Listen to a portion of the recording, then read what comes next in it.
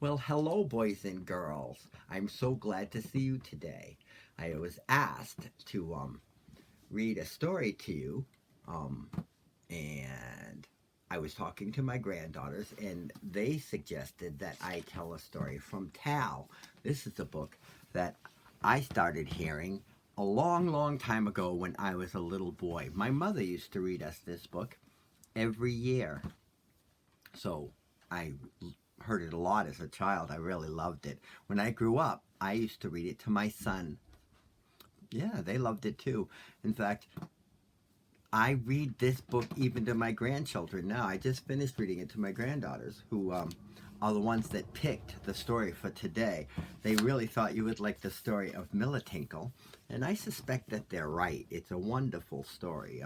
I'll just read a little bit from the beginning. Oh, and I should probably say the name of the book is Tal and its Marvelous Adventure with Nooms and Noom. It's by Paul Fenimore Cooper.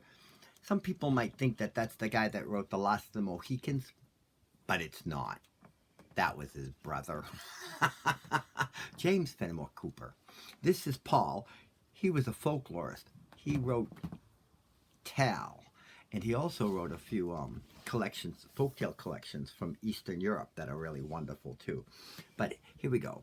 The story of Milotic. And like I said, I'll read a paragraph before that so that you know what's going on. Then the old man went on and told Tal how they would have to spend 2 days and 2 nights in the whale before they reached the other side of the sea. And the rest of that day they stayed where they were, and Nooms and Noom read the boy the story of Militinkle. Militinkle used to be just like any other donkey. She could not talk. She was not white. She did not have pink ears with little bells on the tops of them. She worked hard for her master, carrying heavy loads and making long journeys. Everything he told her to do, Militinkle did.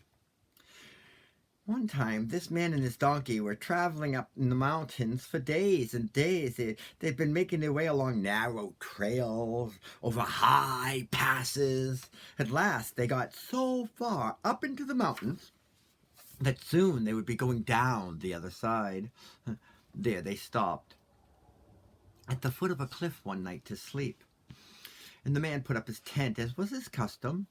He turned out Militinkle to eat such grass as she could find, and then he rolled himself up into his blanket and went to sleep.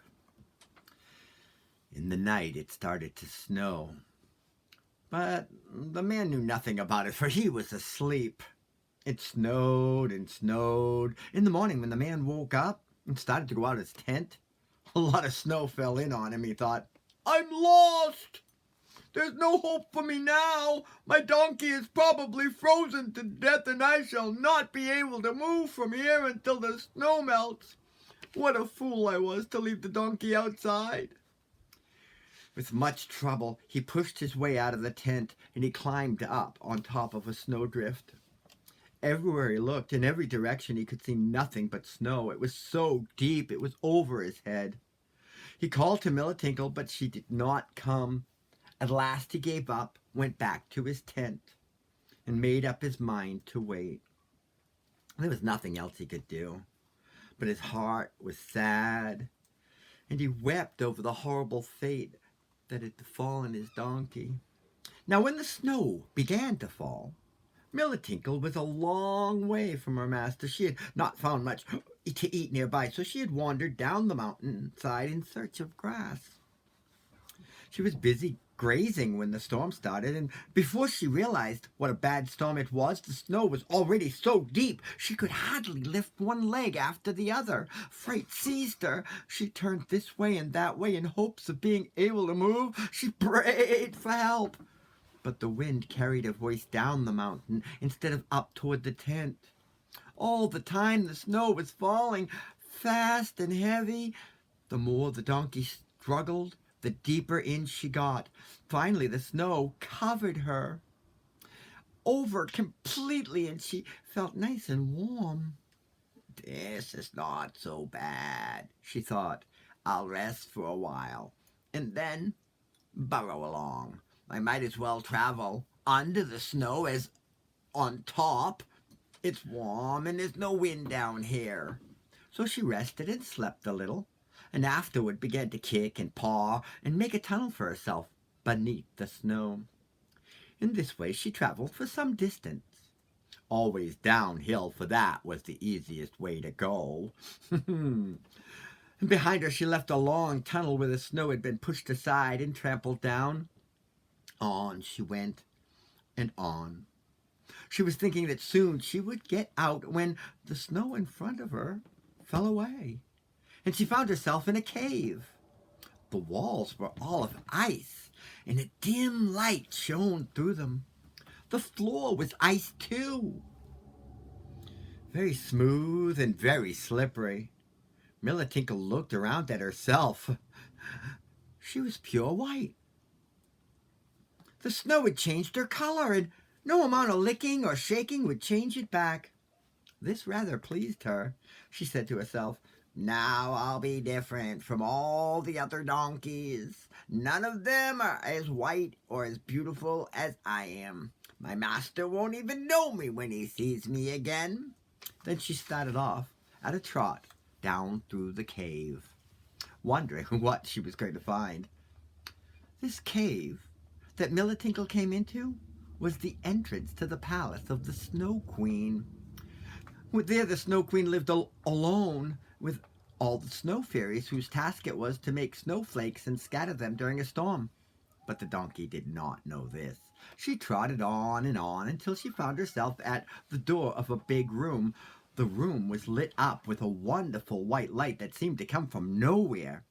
From the ceiling hung long icicles that glittered and sparkled with every color of the rainbow. The walls were of ice, but as clear and as pure as crystal. In the middle of the room there was a high throne made of blocks of ice. On this sat the Snow Queen. And I'm going to show you the picture of that right now. See? There's the Snow Queen sitting on the blocks of ice, right? Isn't that a nice line drawing? I love the pictures in this book. She was dressed all in white fur, and on her head she wore what seemed to be a diamond crown, but it was really made of beautifully cut pieces of ice. When she saw Milotic at the door, she said, "What are you doing here? Neither man nor animal has ever found his way here before. Come in and let me see you." Milotic trotted in and made a low bow before the Queen. The Queen, seeing what a beautiful animal the donkey was, said, "In all my life I've never seen a white donkey. You must stay with me. I will keep you and feed you well. Will you stay?" Milotic brayed and tried to make herself understood, but it was impossible to make the Queen see what she was trying to say. At last, the donkey stood there in silence and looked sadly at the floor. The Queen said, "I see what's the matter. You can't talk. Eat this and you'll be able to." And she handed Milotic a small cake covered with white frost. As soon as the donkey swallowed it, she was able to speak just like a human being. Then Milotic told the Queen all about what had happened. And when the Queen heard the story, she said, "I will send you back to your master, but first you must stay a month with me. I'm all alone here. I want to be your friend. You stay a month, and then you can go to your master." Milotic asked, "Do you think he'll be all right?" "Oh, I know he will," said the Queen. So Milotic agreed to stay a month with the Snow Queen, and she lived in the palace and had a happy life. During this month, the donkey learned many things she'd not known before. The Snow Queen took her from room to room and showed her all the snow fairies at work. They were little white people with silver wings. All day long they worked hard making the snowflakes. Then they made them in many shapes and in many sizes. When they were made, they put them into little baskets that seemed to be woven out of frozen cobwebs. Then, when the Queen wished to have a storm somewhere, the fairies flew forth with their baskets and scattered the flakes in the wind. All this Milotic saw. Also, she met some of the ice fairies. These were almost without color.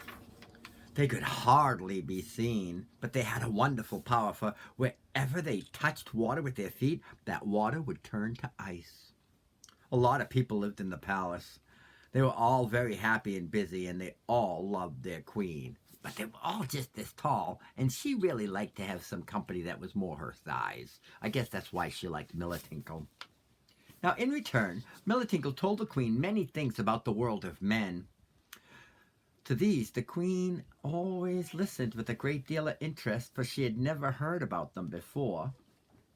She came to like the donkey more and more, and she dreaded the day when the animal would have to leave. One night, while they were eating together at the silver table, a fairy came in and said, I have been to the man's tent. He's very lonely. All day long he sits and sighs for his donkey. In this way he cannot live much longer. The queen said, He won't have to wait many days more. His time is nearly up. Milotinkle was sad and said, It isn't fair that I should stay from him. Hadn't I better go? But the queen insisted that the donkey stay, saying, If you go now, you'll be sorry, for your master could not find you in the snow. When the month is up, I'll give you something to make you more beautiful still than you've ever been, more beautiful than you are now. Then you can go, and your master will have no trouble finding you. So Milotinkle said no more, but she wondered what the queen meant by her words. Finally, the month was up, and the time came for the donkey to leave. She said to the queen, Today I shall go away. You've been very kind to me and have treated me well. Now I'm going. Tell me what you're going to give me. The queen said, Come here with me. This red light from the icicle shines on the wall. You must do just as I tell you, the queen said. So they walked over to the wall, and the queen made Milotinkle kneel down so that just her ears were shaded by the red light. Then she took a long silvery icicle and lightly touched the top of each ear. She said, Now you have pink ears. Your master will be able to see you in the snow. But Milotinkle, who could not see her own ears, did not know whether the queen spoke the truth or not. One more thing I want to do for you before you go, continued the queen. I am going to give you a present to remember me by. And in the top of each of the donkey's ear, she put a little golden bell. Then she said, Now you can go. You are in every way the most beautiful donkey in the world. I wish you could stay with me forever. Milotinkle thanked the queen for all she had done, and saying, I won't forget you.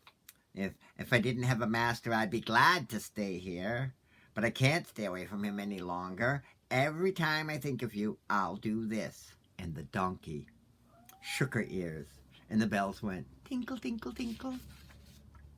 So the queen and the donkey bade each other goodbye, and Milotinkle went off by the same way she had come. Out to the cave she trotted, and down through the tunnel she had made in the snow. There, when she came to the end, she stopped to rest. While she rested, the sun shone on the snow above her, and the snow melted. It melted enough so her pink ears stuck out, and then she wagged them. The bells went tinkle, tinkle, tinkle. And her master, who was sitting in the tent, heard the sound. He got up to look out, and he saw the pink ears. With a jump, he was up and running through the snow. He thought, What can those two pink things be? There's just a chance they may be the ears of my donkey. My poor Milotinkle. She's frozen. That's why her ears are pink. He pushed his way on to where the donkey was, and just as he came near enough to see things clearly, Milotinkle stuck her head up out of the snow and said, Hello, come help me.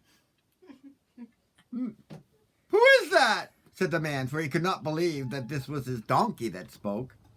Milotinkle, said the donkey, help me out, and I will tell you how I learned to talk. Are you still alive? Asked the man, who was surprised that he really did not know what he was saying. Of course I am, said Milotinkle, but I'll freeze if you'll leave me here much longer. The man dug the donkey out. She told him about all the wonderful things that had happened to her, how she had learned to talk, how she got her pink ears, and why she had bells on them. And the man thought of nothing but how glad he was to have his donkey back. Together they made their way up to the tent. By the next day the snow had melted enough so that they could go on with their journey. And they were happy. They talked to each other, and they became best friends in the world. After the story had been told, Tal asked, "Is that true?" "Yes," said Noom. "Every word of it." "Then tell me how you happened to get Milotinkle," said Tal. "Why didn't the other man keep her?" But if you want to know the answer to that, you'll have to read the book. If you can't find it, you should ask your librarian. She would be glad to help you. The end. See you next time. Would you stop your